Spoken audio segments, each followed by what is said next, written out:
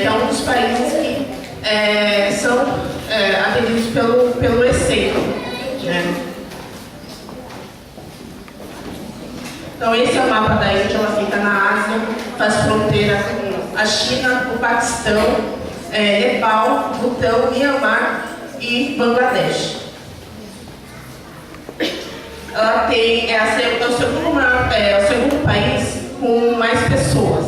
Ele tem 1.210.193.422 pessoas. É muita gente. A capital, Nova Delhi, e ela é considerada uma república.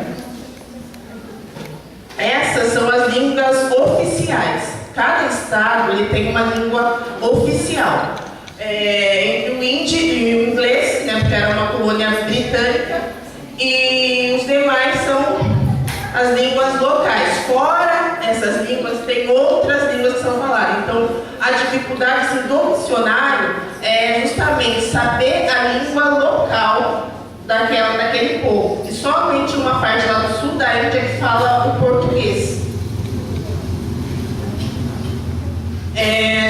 Na Índia, né, como a maioria segue a religião no hinduísmo, é muito forte dentro de castas, que seria como se fossem classes sociais. Né? Embora a lei proíba essa diferença de pessoas por casta, ainda é muito forte devido à crença religiosa do povo. Então, os mais altos são os brahmanes, que seriam os sacerdotes, filósofos e professores. Em seguida vem os kshatriyas, que seriam os militares e governantes, os vaishyas, que são os comerciantes e agricultores, os sudras, que são os artesãos, os operários e os camponeses, e embaixo de todos estão os dalits e os pares, que são os excluídos mesmo. Esse é um pouco do povo da Índia, o Taj Mahal, né, que é um monumento conhecidíssimo. Aqui são eles nas festas religiosas deles. Os templos são muito ricos em detalhes. Em termos de religião, a maior parte é hindu. 80,5% da população é hindu. Islâmicos, 13,4%. Cristãos, 2,13%, sendo que desses 2,3% a maioria é católica. Em outras religiões, como o budismo, o shintoísmo, entre outras, 3,8%. Esse é o símbolo do hinduísmo. Essa é chamada, são os deuses principais dos hindus. Aqui tem mais deuses também. Aqui são também um templo. E um dos rituais que eles têm, que é o rio Ganges, é um dos rios sagrados. E aquele rio ele está atualmente muito poluído. Mesmo com tanta poluição, tanta sujeira, jogam um cadáver lá e tudo mais, eles tomam banho naquele rio, bebem daquela água, por considerar que é sagrado, eles vão se purificar com isso.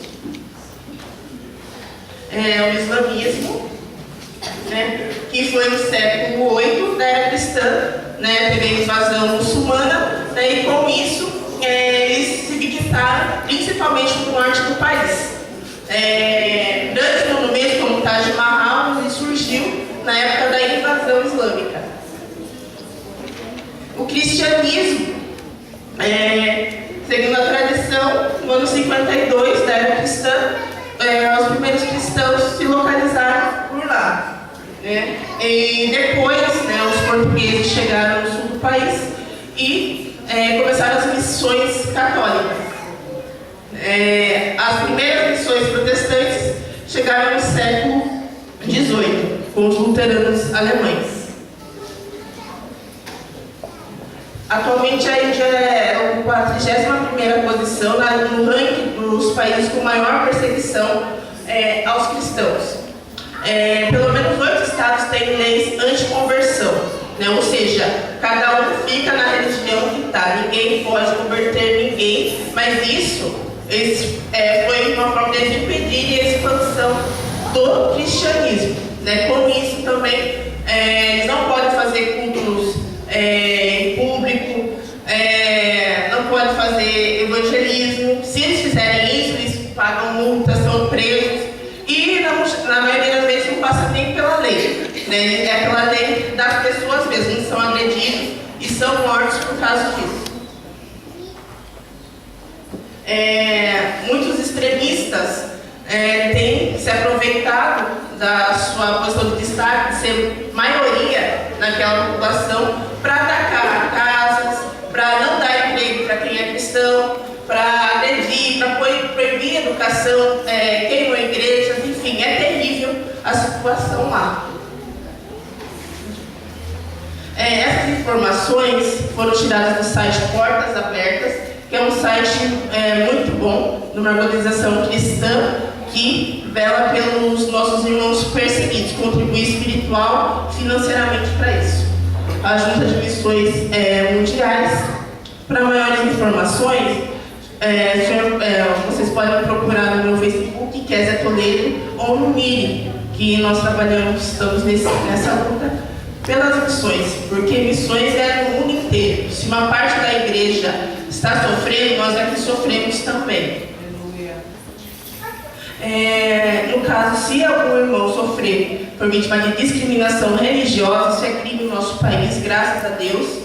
É um direito dado pelo próprio Deus, pela nossa lei, nós exercemos essa liberdade religiosa. Então, se nós temos essa liberdade, nada mais do que coerente a gente exercer essa liberdade, pregar a palavra de Deus e viver o verdadeiro evangelho. Se alguns irmãos forem vítimas de perseguição religiosa, lógico, a gente tem que pedir para Deus, tem que orar sim. Mas também existe um número que é o Disque 100, que é do Direitos Humanos, onde você pode fazer uma denúncia se houver perseguição a você só pelo fato de ser cristão.